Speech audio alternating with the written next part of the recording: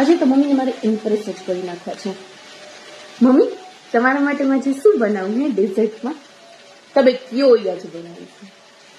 વળી કાજુ કતરીમાં કર્યું હતું ને એવું કરશે. આને કઈક સહેલી વાનગી. શીરો બનાવી નાખ.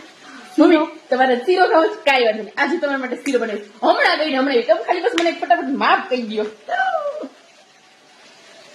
જલ્દી મમ્મી કયો ને. એક વાટકી લોટ, એક વાટકી ઘી. ઓકે ઓકે હા સમજી ગઈ મમ્મી, સમજી ગઈ. 3 hours later. મમ્મી આવી ગયો શીરો. મેં ફટાફટ બનાવી નાખ્યો શીરો તમારા માટે સ્પેશિયલ. કેવો લાગ્યો તમને? જલ્દી જોતા વેતું મન થઈ ગયું ને. હલો હલો હલો જલ્દી જલ્દી જલ્દી. આ શું છે?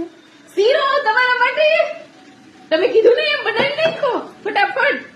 મેં કીધું એમ તો મમ્મી મન થઈ ગયું ને જોઈને. હાલો હાલો જલ્દી. અને Taste ખાવો કરો. કેમ?